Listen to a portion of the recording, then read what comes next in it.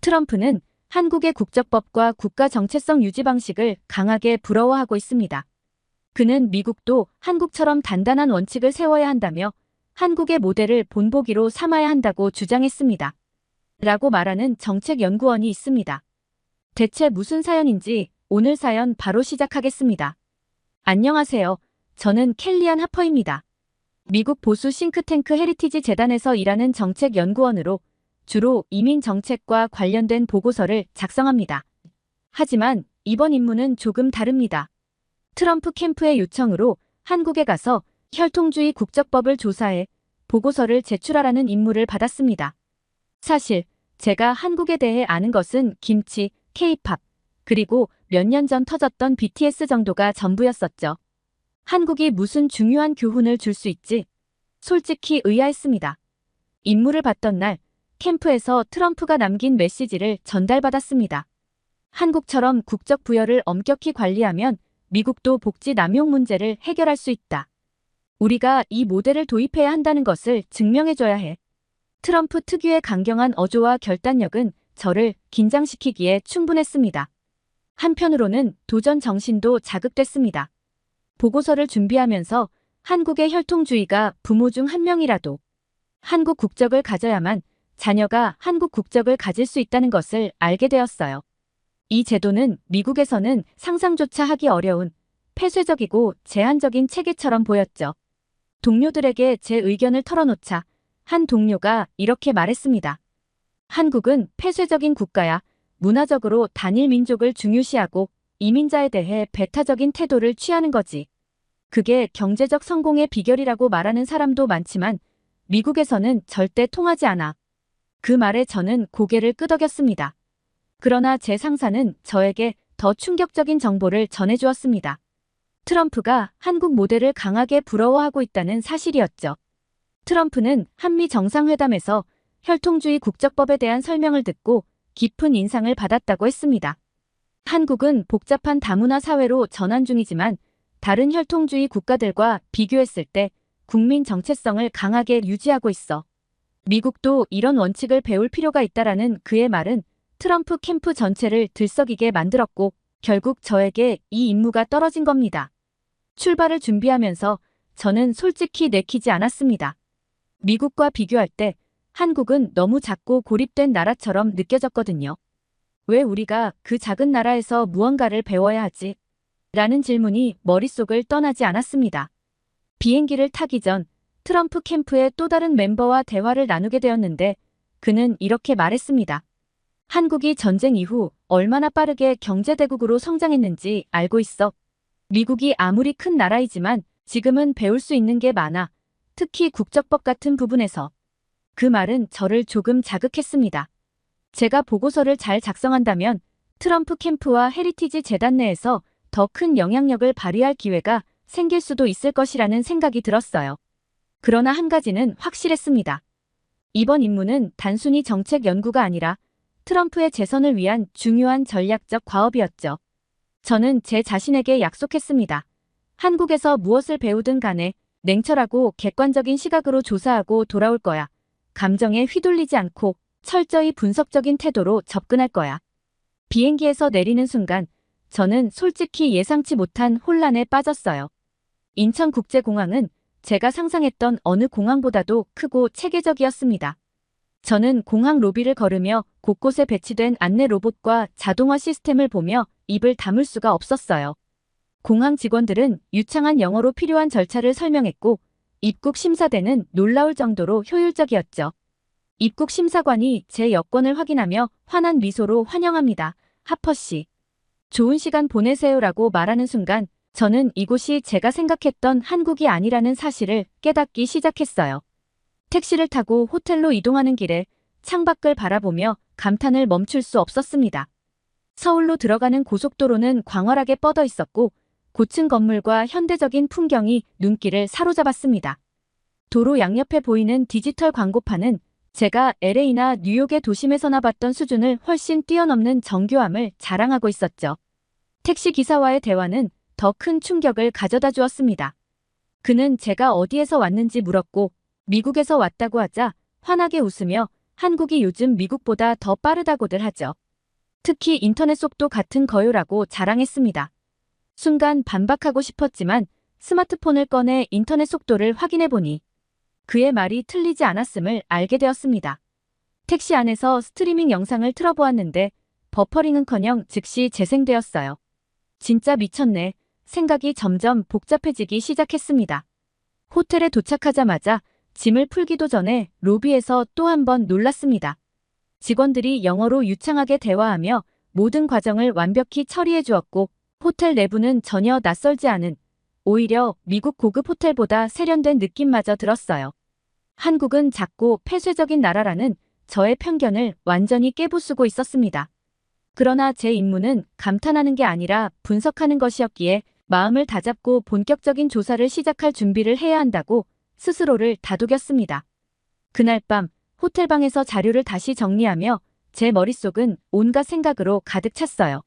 저는 한국을 단순히 보수적이고 폐쇄적인 나라로 생각했지만 여기까지 오면서 본 것은 그런 이미지를 완전히 뒤집는 모습이었습니다. 다음 날 일정에 대한 메모를 하며 조사 과정이 생각보다 훨씬 흥미로울 것 같다는 느낌이 들었죠. 한국의 법제연구소와의 미팅이 예정되어 있었고 그곳에서 혈통주의가 어떻게 한국 사회의 핵심적인 요소가 되었는지 직접 들을 예정이었습니다. 첫날 밤 창문 너머로 보이는 서울의 야경은 저를 압도했습니다. 네온사인으로 가득 찬 도시의 활기와 끝없이 이어지는 자동차 불빛은 미국 대도시와 비교해도 뒤지지 않았어요. 아니, 어쩌면 더 강렬했습니다. 다음 날 아침, 저는 한국법제연구원에서 만난 관계자들과의 첫 미팅에서 또 한 번 충격을 받았습니다. 이들은 단순히 법률 전문가가 아니라 한국의 역사와 문화에 깊은 통찰을 가진 사람들이었어요. 저의 임무는 단순했습니다. 한국의 혈통주의 국적법이 왜 유지되고 있는지, 그리고 그것이 현대 한국 사회에서 어떤 역할을 하는지 알아내는 것이었죠. 그러나 제가 예상했던 딱딱한 이론 설명 대신 그들은 이야기를 통해 한국 국적법의 기원을 풀어내기 시작했습니다. 하퍼 박사님, 한 연구원이 저를 바라보며 말했습니다. 한국의 혈통주의를 이해하려면 단순히 법의 문제로 접근해서는 안 됩니다. 이 제도는 우리의 생존 전략이었습니다. 저는 그 말을 듣고 어리둥절했습니다. 생존 전략이라니. 그는 이야기를 이어갔습니다.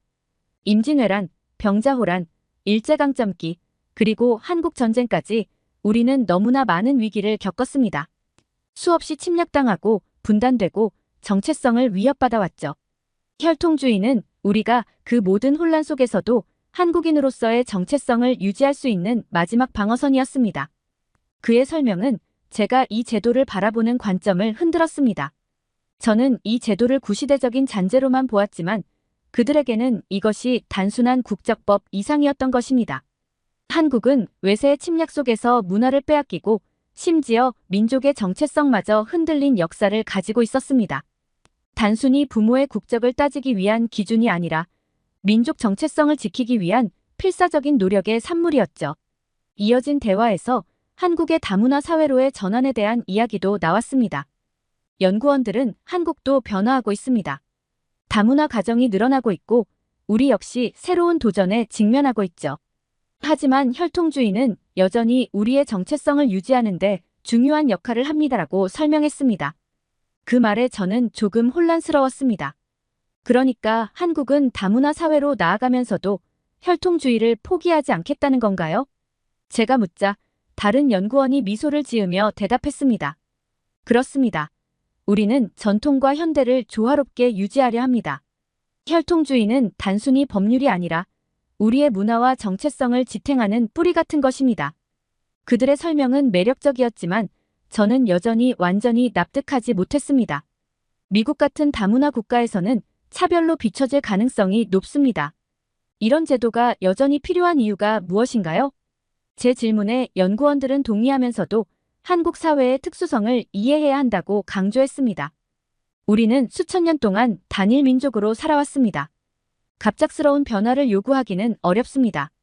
혈통주의는 차별의 도구가 아니라 우리가 겪어온 역사적 상처를 극복하는 과정에서 자연스럽게 형성된 체계입니다.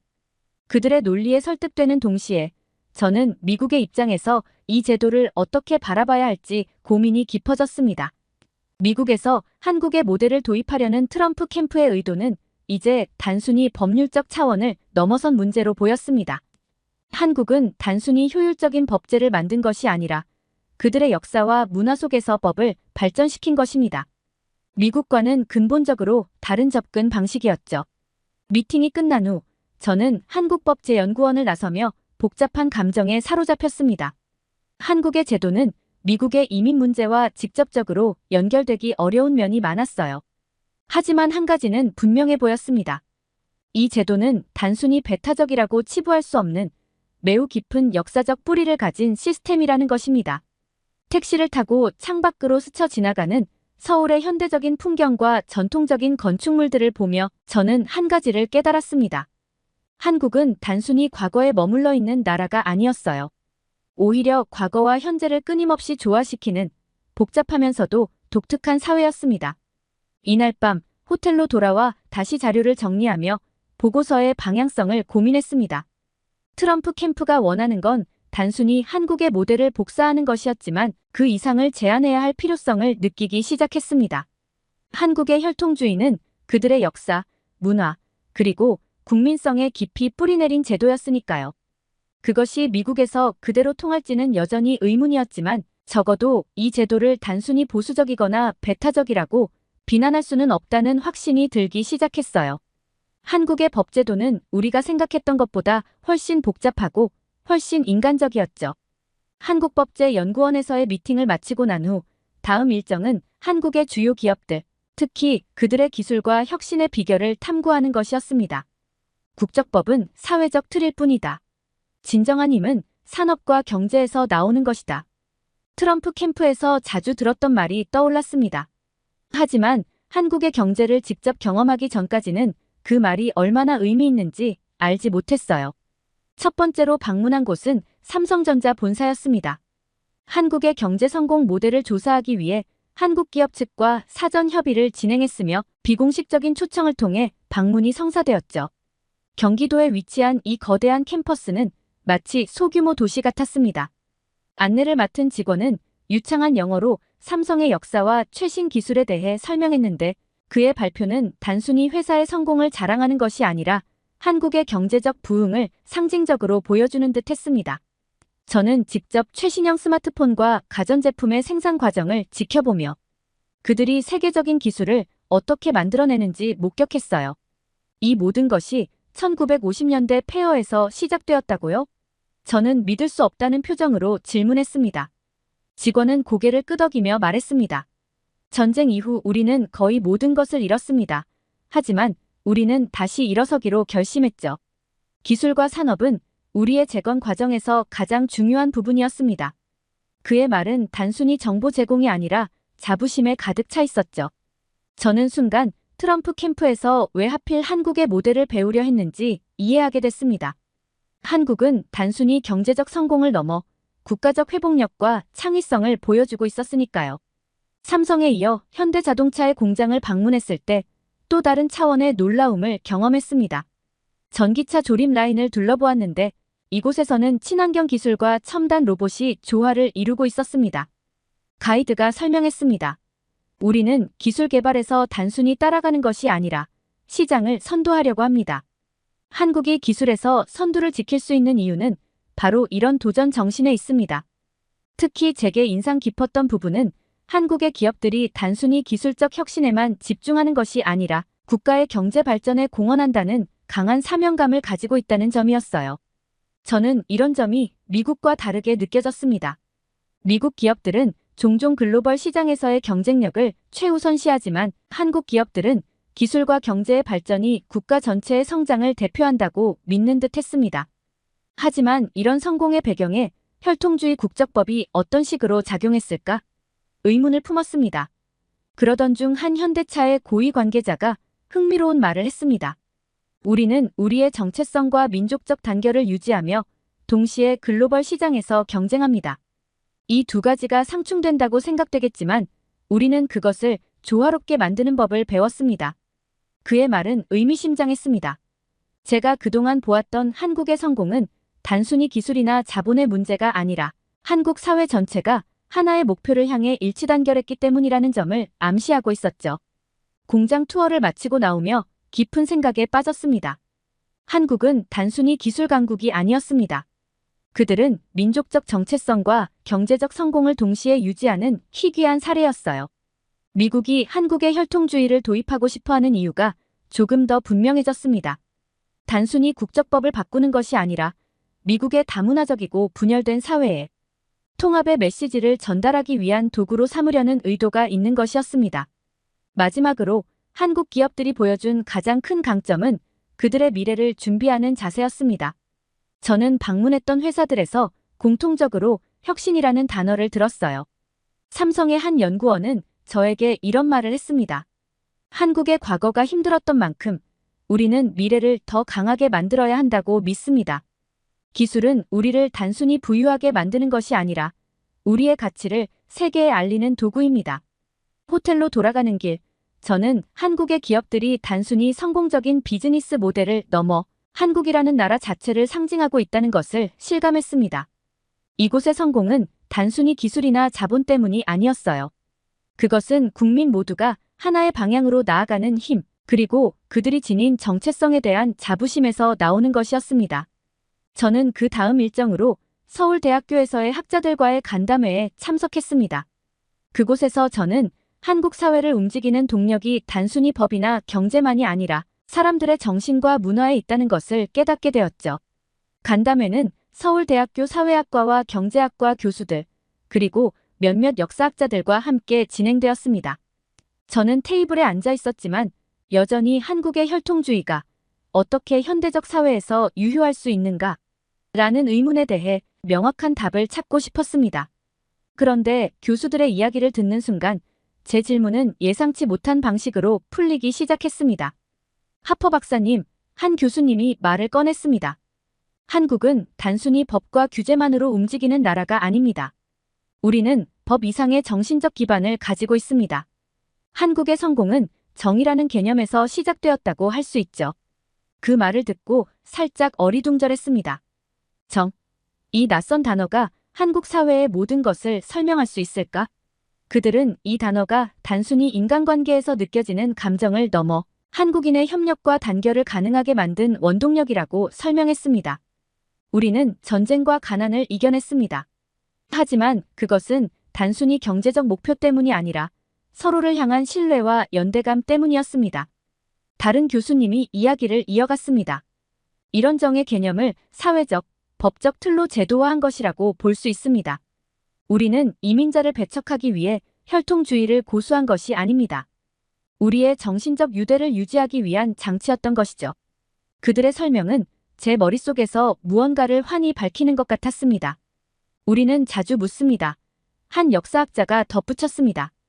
우리가 한국인으로서 무엇을 유지하고 무엇을 포기할 수 있을까? 혈통주의는 그 물음에 대한 하나의 답입니다. 저는 의아한 마음으로 물었습니다. 하지만 글로벌 시대에 이런 전통적인 제도를 유지한다는 것이 장기적으로 한국에 해가 되지 않을까요? 제 질문에 한 경제학자가 고개를 끄덕이며 대답했습니다. 좋은 질문입니다. 하지만 한국의 다문화 가정이 늘어나고 있다는 점에서 우리도 변화하고 있습니다. 중요한 것은 우리의 정신적 기반을 잃지 않는 것입니다. 그들의 말은 제가 전에 들었던 그 어떤 설명보다도 설득력 있었습니다. 한국은 단순히 법과 제도로 문제를 해결하려는 나라가 아니었어요. 미국은 개인주의를 기반으로 하고 법과 제도가 개인의 권리를 보호하는데 중점을 두지만 한국은 개인이 아닌 공동체를 중심으로 생각하고 있었습니다. 그날 간담회가 끝난 뒤 저는 교수님들과 함께 전통적인 한국식 식사 자리에 초대되었습니다. 여러 가지 음식이 테이블을 가득 메웠고 모두가 음식을 나누며 대화를 이어갔습니다. 저는 그 자리에서 한국 문화의 본질을 조금 더 이해할 수 있었어요. 모든 것이 공유되고 모두가 서로를 배려하는 모습은 미국의 개별화된 식사 문화와는 전혀 달랐습니다. 호텔로 돌아오는 길, 저는 문득 트럼프 캠프가 한국의 모델을 단순히 국적법으로만 보고 있다는 생각이 들었습니다. 한국의 성공은 단순히 법과 제도의 문제가 아니었어요. 그것은 국민이 공유하는 공동체적 가치와 정신에서 나오고 있었죠. 그리고 그런 기반 없이 법과 제도만 복사하려 한다면 미국에서는 오히려 더 큰 혼란을 초래할 가능성이 높아 보였습니다. 저는 방에 도착하자마자 노트북을 열고 보고서 초안을 수정했습니다. 한국의 혈통주의는 단순히 법적 장치가 아니라 공동체와 정체성을 지키기 위한 상징이다. 이 시스템은 한국 사회의 정신적 기반에서 작동하며 이 점을 이해하지 못하면 단순히 제도를 복사하는 것은 성공할 수 없다. 서울에서의 일정이 막바지로 접어들 무렵 저는 한국의 또 다른 면모를 직접 체험할 기회를 얻었습니다. 이번엔 한국의 전통과 현대가 어떻게 공존하고 있는지를 탐구하기 위해 북촌 한옥마을과 판교 테크노밸리를 방문하는 일정이 잡혔습니다. 이 두 장소는 서로 정반대의 성격을 띠고 있었지만 한 나라가 가진 과거와 미래를 보여주는 완벽한 대조를 이루고 있었습니다. 먼저 북촌 한옥마을에 도착했을 때 저는 잠시 시간 여행을 한 기분이 들었어요.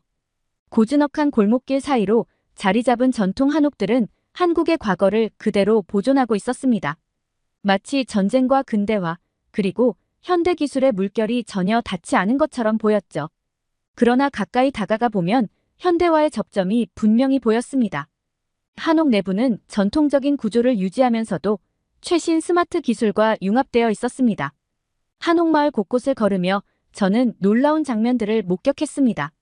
한복을 입고 셀카를 찍는 젊은이들, 한옥 카페에서 라떼를 마시는 관광객들, 그리고 전통 한식과 퓨전 요리를 제공하는 레스토랑들까지. 모든 것이 과거와 현재가 뒤섞인 상태로도 완벽히 조화를 이루고 있었어요. 다음 목적지인 판교 테크노밸리는 한옥마을과는 전혀 다른 분위기였습니다. 이곳은 한국의 실리콘밸리라 불리는 첨단 산업단지로 혁신과 기술의 중심지였어요. 고층 빌딩과 최첨단 기술 기업들이 자리 잡고 있었고 그곳에서 마주친 사람들은 마치 미래에서 온 것 같았습니다. 저는 한 스타트업 기업의 사무실을 방문했는데 그곳은 전통적인 회사의 모습과는 완전히 달랐습니다. 직원들은 자유로운 복장을 하고 있었고 책상에는 최신 기술 장비가 가득했으며 사무실 곳곳에는 창의성을 자극할 만한 장식과 디자인이 돋보였죠. 판교에서 돌아오는 길, 저는 차창 밖으로 스쳐 지나가는 서울의 풍경을 바라보며 생각에 잠겼습니다. 이 도시는 과거와 현재, 그리고 미래가 동시에 존재하는 곳이었습니다. 전통적인 한옥과 첨단 기술이 공존하는 이 나라가 단순히 역사를 보존하려는 것이 아니라 그 역사를 기반으로 새로운 가치를 창조하고 있다는 사실이 뚜렷이 느껴졌어요. 미국이 과연 이런 균형을 이룰 수 있을까? 저는 자문했습니다. 미국은 새로운 것에 집중하고 혁신을 추구하지만 과거와의 연결고리를 거의 찾지 않습니다. 반면 한국은 과거를 현재와 연결시키며 미래로 나아가는 발판으로 삼고 있었습니다. 트럼프 캠프에서 많은 나라들 중 한국을 모델로 삼으려는 이유가 단순히 법적인 제도를 도입하기 위한 것이 아니라 한국이 보여주는 이 독특한 균형감 때문일지도 모른다는 생각이 들었습니다. 이런 생각이 머릿속을 채운 상태에서 출장 일정 중 DMZ를 방문하겠다는 일정이 정해졌을 때 저는 약간의 거부감이 들었어요. 분단된 나라의 상처를 굳이 봐야 하는 걸까? 저는 전쟁과 분단이라는 고통스러운 주제를 단순히 관광의 형태로 직접 마주해야 한다는 사실이 불편하게 느껴졌습니다. 버스에 올라타 DMZ로 향하는 길. 가이드는 한국 전쟁의 역사를 간결하게 설명했습니다. 1950년부터 3년간 이어진 전쟁은 결국 분단이라는 상처를 남겼습니다. DMZ는 그 상처를 상징하는 동시에 평화를 위한 희망의 장소입니다. 저는 창밖을 바라보며 그 말을 곱씹었습니다. 상처와 희망이라니 이런 상반된 개념이 공존할 수 있을까? 도착 후 DMZ는 단순히 역사적 장소가 아니라 무언가 묵직한 존재감을 가진 공간처럼 느껴졌습니다. 경고판이 곳곳에 보였고 철조망 너머로 이어지는 끝없는 초록색 평원은 놀랍도록 고요했습니다. 그러나 그 평온함 속에는 설명하기 어려운 긴장감이 깔려 있었어요. 이곳이 전쟁의 최전선이었고 여전히 평화협정이 체결되지 않은 분단 국가의 현실입니다. 가이드의 말이 무겁게 다가왔습니다. 전망대에서 망원경으로 북쪽을 바라보며 어딘가 허탈한 기분이 들었어요. 한반도의 두 부분은 단지 경계선을 사이에 두고 이렇게 가까이 존재하고 있었습니다. 그런데도 서로를 적대하고 있다니. 저는 미국의 분열적인 정치 상황과 비교하지 않을 수 없었습니다. 우리도 사실 이런 분단의 위험에서 멀리 떨어져 있지 않겠구나 하는 생각이 문득 스쳤습니다.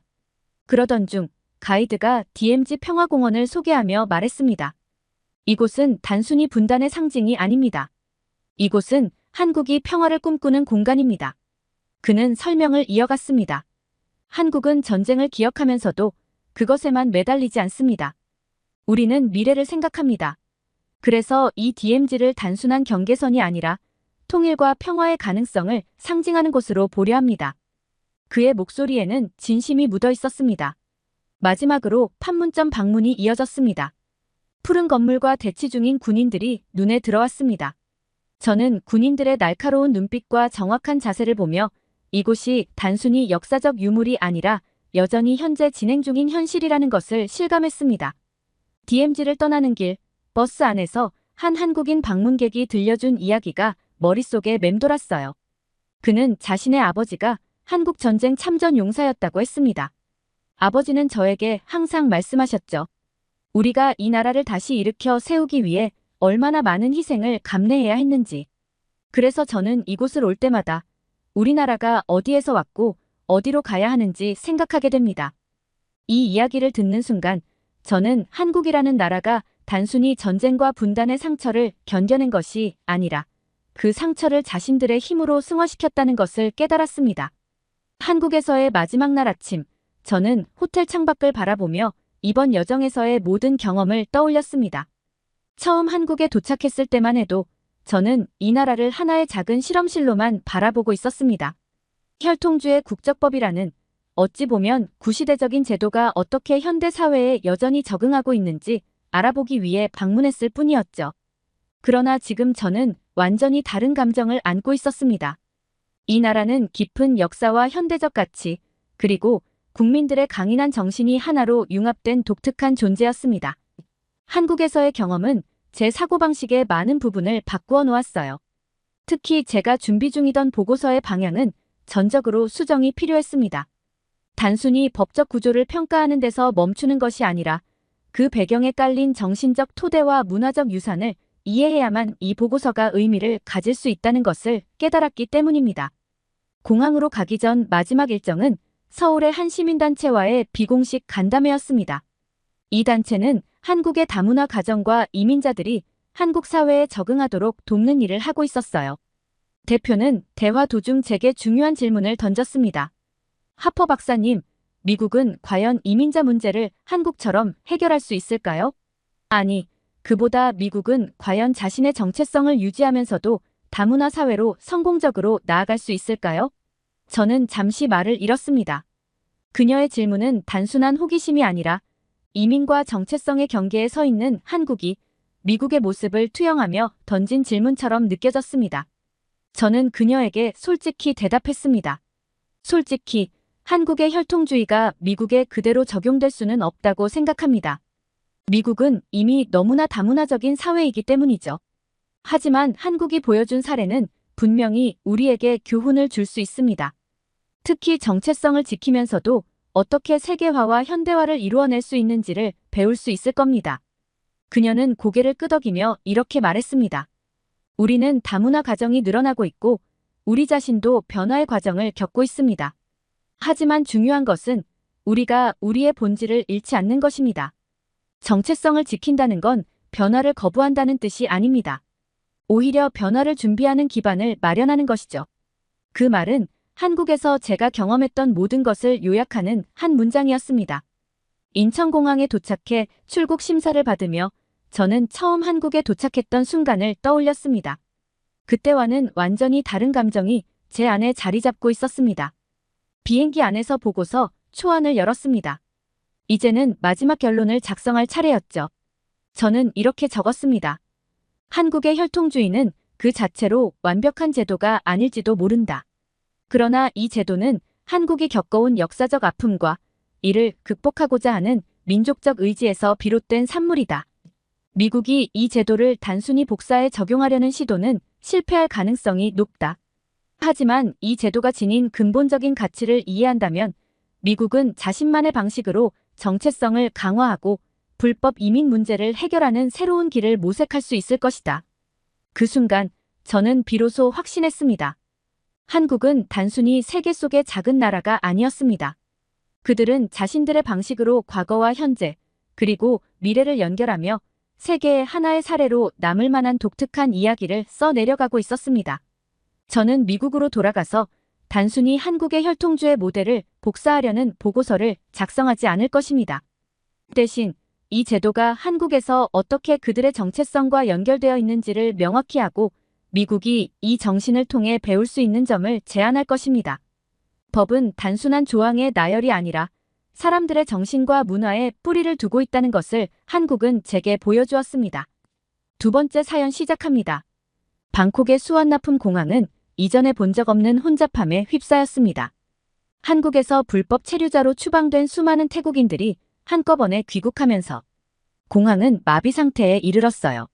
저는 그날 공항 근처에 있었는데 사람들로 가득 찬 터미널을 보고 놀랐습니다. 공항 직원들은 대량의 귀국자들을 처리하느라 과중한 업무에 시달리고 있었고 태국 정부도 이 상황을 수습하느라 비상이 걸렸죠. 안녕하세요. 제 이름은 프라완입니다. 방콕에서 마사지사로 일하고 있어요. 며칠 전 공항에서 본 광경은 우리나라가 큰 위기에 빠졌다는 것을 실감하게 해주었습니다. 불법 체류 문제는 단순히 공항의 혼잡함으로 그치지 않았어요. 이는 곧 태국 사회 전반의 문제로 이어졌고 특히 우리 여행업계가 큰 타격을 입었습니다. 몇 달 전, 저는 평소처럼 마사지 샵으로 출근했어요. 그런데 뭔가 달랐습니다. 손님들의 발걸음이 뚝 끊긴 것 같았어요. 평소 같으면 한국인 관광객들로 북적거렸을 시간인데 샵은 조용하기만 했습니다. 동료들과 나눈 대화에서도 예약이 거의 없다는 사실을 확인할 수 있었습니다. 그날 이후로 상황은 점점 악화되었습니다. 한국인 관광객들의 발길이 뚝 끊긴 것 같았어요. 우리 샵뿐만 아니라 주변의 다른 관광 관련 업소들도 비슷한 상황이었습니다. 식당, 호텔, 쇼핑몰 어디를 가도 한산한 모습이었어요. 한 달이 지나고 두 달이 지나도 상황은 나아지지 않았습니다. 저는 점점 불안해지기 시작했어요. 월급이 줄어들고 일자리를 잃을지도 모른다는 두려움이 엄습했습니다. 주변에서는 이미 일자리를 잃은 사람들의 이야기가 들려오기 시작했어요. 어느 날 사장님은 우리 샵도 곧 문을 닫아야 할지 모른다고 말씀하셨습니다. 그 말을 듣는 순간 저는 가슴이 철렁 내려앉는 것 같았어요. 이 일이 제 생계였고 제가 사랑하는 일이었습니다. 한국인 관광객들과 소통하며 그들의 피로를 풀어주는 것이 저의 보람이었는데 그것을 잃을 수도 있다는 생각에 눈물이 났습니다. 그날 밤 저는 잠을 이루지 못했어요. 머릿속에는 불안한 생각들이 가득했습니다. 만약 일자리를 잃는다면 어떻게 될까? 가족들에게 어떻게 말해야 할까? 다른 일자리를 찾을 수 있을까? 이런 생각들이 끊임없이 맴돌았어요. 창밖으로 보이는 방콕의 밤거리는 여전히 화려했지만 그 속에 숨겨진 불안과 걱정이 느껴지는 것 같았습니다. 다음 날 저는 결심했습니다. 이 상황을 좀 더 자세히 알아보기로 한 거예요. 저는 인터넷을 뒤지기 시작했고 주변 사람들에게 물어보기 시작했습니다. 그리고 점점 더 큰 그림이 보이기 시작했어요. 이것은 단순한 관광객 감소의 문제가 아니었습니다. 이는 우리나라와 한국 사이의 복잡한 관계, 그리고 우리 사회의 구조적인 문제들이 얽혀있는 거대한 위기였어요. 그리고 이 위기는 우리 같은 평범한 사람들의 삶을 직접적으로 위협하고 있었습니다.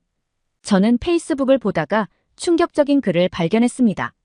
벤 코리아라는 해시태그가 유행하고 있었어요. 한국 여행을 보이콧하자는 운동이었죠. 처음에는 그저 일시적인 현상이라고 생각했어요. 하지만 점점 더 많은 사람들이 이 운동에 동참하는 것을 보고 놀랐습니다. 이 해시태그를 보면서 저는 마음이 무거워졌어요. 우리가 얼마나 감정적으로 대응하고 있는지, 그리고 이런 행동이 결국 우리에게 어떤 영향을 미칠지 걱정되었습니다. 한국인들은 우리에게 단순한 관광객이 아니었어요. 그들은 우리 경제의 중요한 일부였고 우리 문화를 이해하고 존중해주는 소중한 친구들이었습니다. 동료들과 이 상황에 대해 이야기를 나누었습니다. 우리는 한국 관광객들이 우리에게 얼마나 중요한지에 대해 토론했어요. 그 순간 저는 무언가를 깨달았습니다. 그동안 우리는 한국 관광객들의 중요성을 당연하게 여겼던 것 같았어요. 그들이 우리 경제에 얼마나 큰 영향을 미치는지 실감하지 못했던 겁니다. 저는 그날 밤 잠들기 전까지 계속 생각에 잠겼습니다. 한국 관광객들이 없는 태국을 상상해 보았어요. 그들의 웃음소리, 즐거워하는 모습, 그리고 우리 문화를 존중하며 배우려는 태도. 이 모든 것들이 사라진 태국은 어떤 모습일까요? 그 상상은 너무나 쓸쓸하고 적막했어요. 활기 넘치던 거리는 한산해지고 우리의 문화를 진심으로 이해하려 노력하던 이들의 모습은 사라지고 그런 태국을 생각하니 가슴이 아팠습니다. 우리가 얼마나 소중한 것을 잃고 있는지 그제야 깨달은 것 같았어요. 다음 날 저는 출근길에 여러 상점들을 지나쳤어요. 한국어로 쓰인 간판들, 한국 음식을 파는 식당들, 한국 화장품을 판매하는 가게들. 이 모든 것들이 한국 관광객들을 위해 만들어진 것이라는 사실을 새삼 깨달았습니다. 그 순간 저는 한국 관광객들이 우리 경제에 얼마나 깊이 관여하고 있었는지 실감했어요. 그들은 단순히 관광지만 둘러보고 가는 것이 아니라 우리의 일상 곳곳에 영향을 미치고 있었던 거예요. 그들이 없어진 지금 우리 경제에 큰 구멍이 생긴 것 같았습니다. 마사지 샵에 도착해서도 이 생각은 계속되었어요. 우리 샵의 단골 고객 중 상당수가 한국인이었습니다. 그들은 항상 친절했고 서비스에 대해 감사 인사를 잊지 않았어요. 때로는 우리나라 말도 배우려고 노력했죠. 안녕하세요, 프라완 씨. 라고 한국어로 인사하던 그들의 모습이 떠올랐습니다. 그 순간 저는 가슴이 먹먹해졌어요. 그들이 얼마나 소중한 존재였는지 이제야 깨닫게 된 것 같았습니다. 특히 기억에 남는 한 고객이 있었어요. 김 씨라는 분이었는데 매년 태국을 방문할 때마다 우리 샵을 찾아주셨죠. 그는 항상 태국 문화에 대해 질문하셨고 우리의 대답을 진지하게 들어주셨어요. 심지어 태국어로 된 책을 가지고 와서 모르는 단어를 물어보기도 했죠. 그런 그의 모습을 보며 우리는 단순한 서비스 제공자가 아닌 문화 교류의 매개체 역할을 하고 있다는 걸 느꼈어요. 지금 그런 소중한 만남들이 사라졌다고 생각하니 마음이 아팠습니다. 하지만 현실은 냉혹했어요. SNS에서는 여전히 한국에 대한 반발 심리가 커지고 있었습니다. 사람들은 서로의 분노에 기름을 붓고 있었죠. 저는 이런 상황을 보면서 무력감을 느꼈어요. 온라인상에서 벌어지는 논쟁들을 보며 저는 한숨을 쉬었어요. 왜 우리는 이렇게 감정적으로 대응하고 있는 걸까요? 서로를 이해하려 노력하기보다는 비난과 공격으로 일관하고 있었어요. 이런 태도가 결국 우리 모두에게 해가 된다는 것을 알면서도 사람들은 멈추지 않았습니다. 동료들과 이야기를 나누며 우리가 할 수 있는 일이 없을지 고민했습니다. 많은 사람들은 정부에서 알아서 해결해 줄 거라고 생각했지만 저는 그렇게 생각하고 싶지 않았어요. 우리도 뭔가를 할 수 있을 거라고 믿었습니다. 그래서 저는 결심했어요. 한국 관광객들의 중요성을 알리는 캠페인을 시작하기로 한 겁니다. 이 결정을 내리는 것은 쉽지 않았어요. 주변에서는 그런다고 뭐가 달라지겠어? 라는 반응이 대부분이었죠. 하지만 저는 작은 변화라도 만들어내고 싶었습니다. 우리가 먼저 손을 내밀지 않으면 이 상황은 절대 나아지지 않을 거라고 믿었어요. 먼저 저는 SNS에 글을 올리기 시작했어요. 한국 관광객들과의 좋은 추억, 그들이 우리 경제에 미치는 긍정적인 영향 등을 공유했습니다. 처음에는 반응이 미미했지만 점점 더 많은 사람들이 공감하기 시작했어요. 일부 사람들은 제 글에 댓글을 달며 우리가 너무 감정적으로 대응하고 있었다는 것을 인정했습니다. 이 과정에서 저는 많은 것을 배웠어요. 사람들의 마음을 바꾸는 것은 결코 쉽지 않았지만 진심을 다해 소통하면 조금씩 변화가 일어난다는 것을 알게 되었습니다. 매일 밤 글을 쓰면서 저는 한국 관광객들과의 소중한 추억들을 하나하나 되새겼어요. 그들의 친절함, 우리 문화에 대한 존중, 그리고 우리와 나누었던 따뜻한 대화들. 이런 기억들을 글로 옮기면서 저는 다시 한번 그들의 소중함을 깨달았습니다. 하지만 여전히 갈 길은 멀었어요. 한국과의 관계는 쉽게 회복되지 않았고 관광객 수는 여전히 감소 추세였습니다. 그럼에도 불구하고 저는 포기하지 않았어요. 우리의 노력이 언젠가는 결실을 맺을 거라고 믿었기 때문입니다. 한국인 관광객의 빈자리는 빠르게 중국 관광객이 채우기 시작했습니다. 처음에는 이것이 우리 업계의 구원처럼 보였어요. 하지만 시간이 지날수록 상황은 달라졌습니다. 중국 관광객들은 한국인과는 매우 다른 성향을 보였어요. 그들은 종종 서비스에 불만을 표출했고 때로는 무례한 행동을 하기도 했습니다. 저는 이런 상황을 겪으면서 점점 더 한국인 관광객들을 그리워하게 되었습니다. 어느 날 중국인 단체 관광객들이 우리 마사지 샵을 찾아왔어요. 그들은 시끄럽게 떠들며 직원들을 무시하는 태도를 보였습니다. 심지어 일부는 마사지 중에도 큰 소리로 통화를 하거나 음식을 먹기도 했어요. 이런 행동은 우리 샵의 분위기를 해치고 다른 손님들에게도 불편을 주었습니다. 그날의 경험은 정말 힘들었어요. 저희 직원들은 최선을 다해 서비스를 제공하려 했지만 중국 관광객들의 요구는 끝이 없었습니다. 그들은 우리의 전통적인 마사지 방식을 무시하고 자신들의 방식만을 고집했어요. 심지어 일부 손님들은 우리를 마치 하인처럼 대하기도 했습니다. 그날 저녁 모든 직원들이 지치고 상처받은 모습으로 퇴근했어요. 그날 밤 저는 한국인 손님들을 떠올렸어요. 그들은 항상 조용히 마사지를 즐겼고 서비스가 끝나면 정중하게 감사 인사를 했습니다. 때로는 태국어로 콥쿤카라고 말하며 우리의 문화를 존중하는 모습을 보여주었죠. 이런 작은 배려가 얼마나 소중했는지 이제야 깨닫게 되었습니다. 특히 기억에 남는 한 한국인 가족이 있었어요. 그들은 매년 태국을 방문할 때마다 우리 샵을 찾아주셨죠. 부모님과 어린 딸로 구성된 이 가족은 항상 우리 직원들에게 친절하게 대해주셨어요. 어린 딸은 태국 전통 의상을 입고 사진을 찍으며 즐거워했고 부모님은 태국 문화에 대해 열심히 배우려고 노력하셨죠. 그들과 함께 있으면 우리는 마치 가족처럼 편안함을 느꼈어요.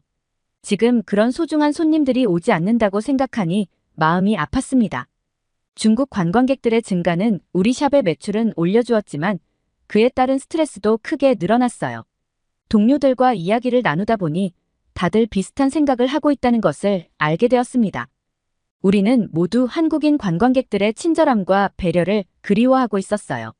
이런 상황은 우리 샵뿐만 아니라 태국의 많은 관광지에서도 비슷하게 일어나고 있었습니다. 뉴스에서는 중국 관광객들의 무질서한 행동으로 인한 문제점들을 보도하기 시작했어요. 유적지를 훼손하거나 공공장소에서 소란을 피우는 등의 사건들이 자주 보도되었습니다. 한 번은 아유타야 유적지에서 큰 사건이 있었어요. 중국인 관광객 무리가 고대 불상에 낙서를 하다가 적발된 거죠. 이 뉴스를 보면서 저는 가슴이 아팠어요. 우리의 소중한 문화유산이 이렇게 훼손되는 것을 보니 말로 표현할 수 없는 슬픔이 몰려왔습니다. 한국인 관광객들은 항상 유적지를 방문할 때 경건한 태도를 보였는데 말이에요. 그들은 불상 앞에서 조용히 명상을 하거나 태국의 역사에 대해 가이드에게 열심히 질문하곤 했죠. 저는 이런 상황을 보면서 한국인 관광객들의 중요성을 다시 한번 깨달았어요. 그들은 단순히 돈을 쓰는 손님이 아니라 우리 문화를 존중하고 배우려 노력하는 진정한 여행자였던 거죠. 이제 와서 생각해보니 우리는 그들의 가치를 제대로 인식하지 못했던 것 같아요. 한 달이 지나고 두 달이 지나도 상황은 나아지지 않았습니다. 오히려 중국 관광객들로 인한 문제는 점점 더 심각해졌어요. 일부 관광지에서는 중국인 전용 구역을 만들어 다른 관광객들과 분리시키는 극단적인 조치를 취하기도 했습니다.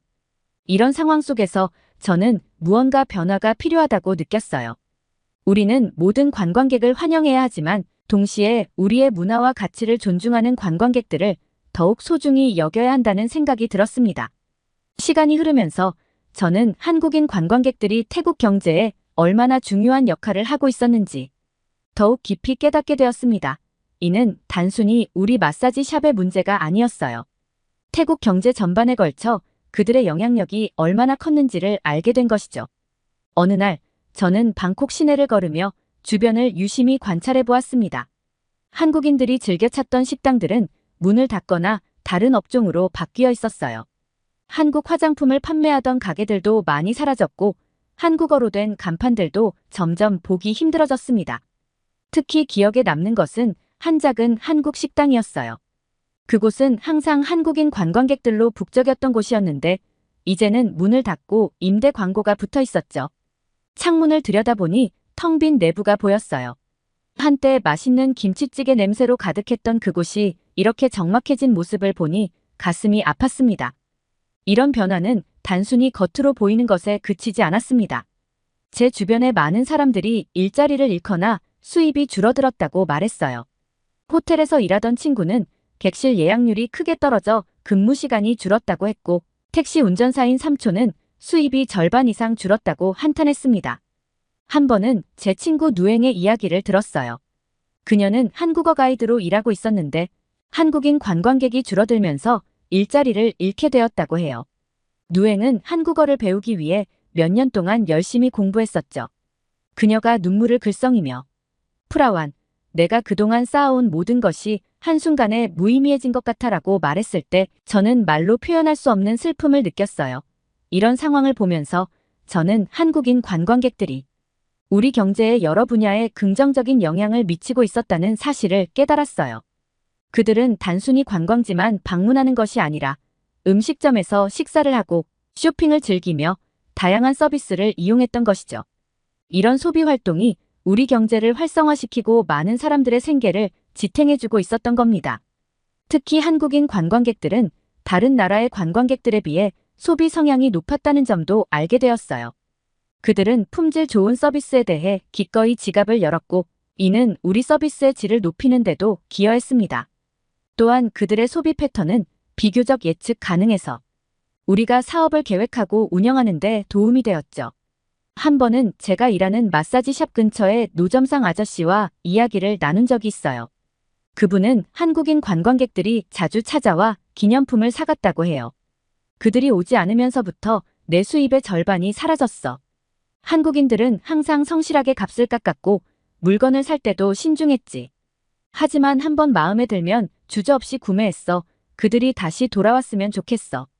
그분의 말씀을 들으며 저는 한국인 관광객들의 영향력이 이렇게 광범위하다는 것을 다시 한번 실감했습니다.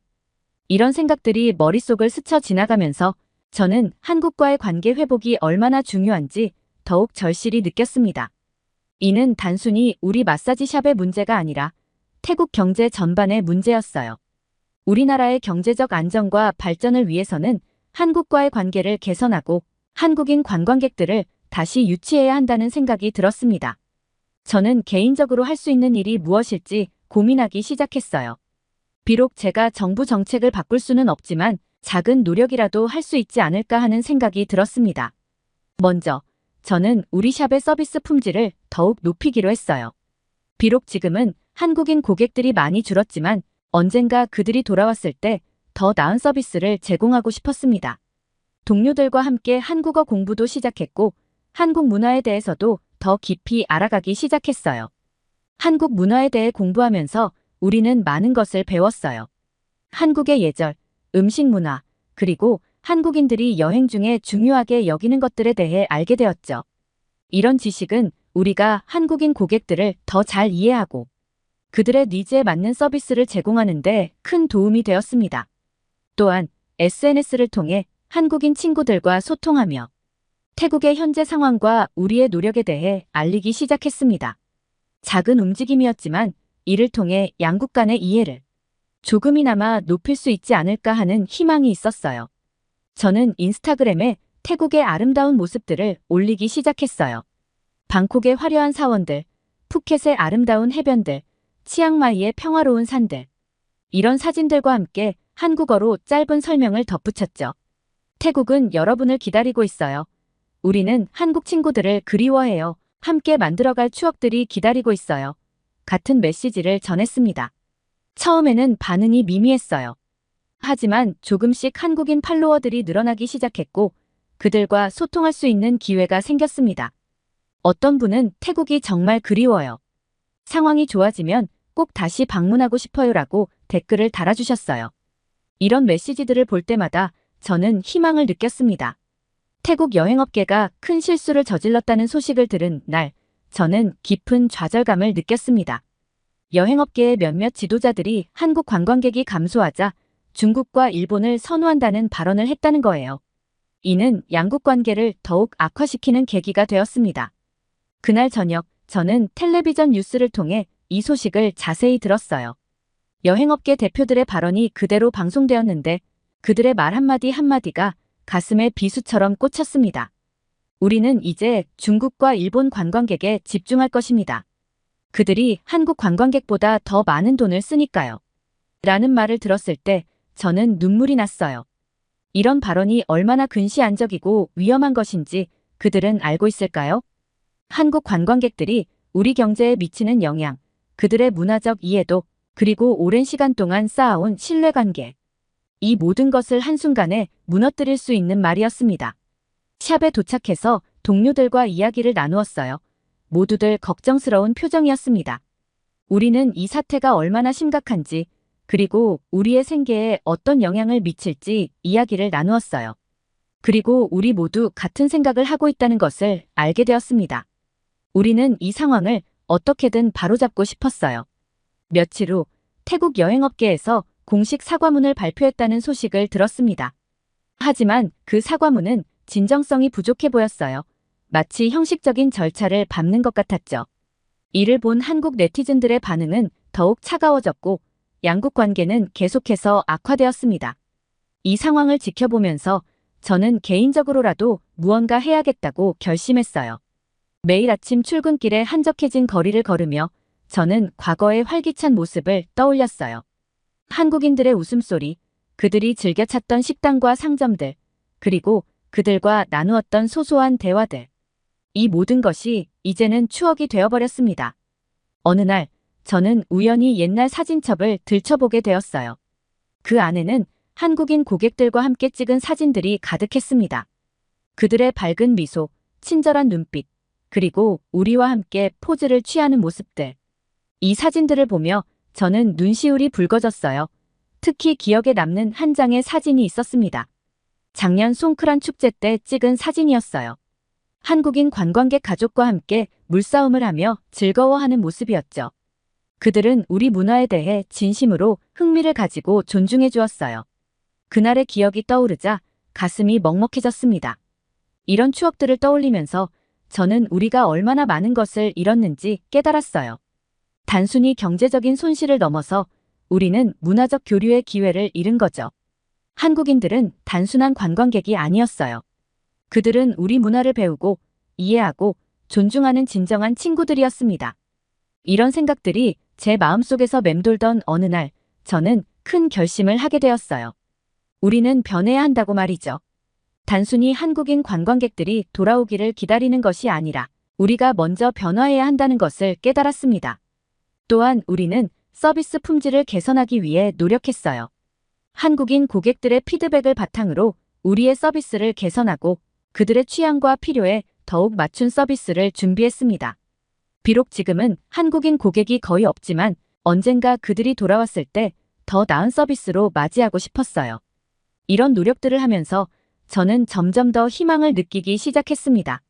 비록 지금은 어려운 상황이지만 우리가 진심으로 변화하고 노력한다면 언젠가는 한국인 관광객들이 다시 우리를 찾아줄 거라고 믿게 되었어요.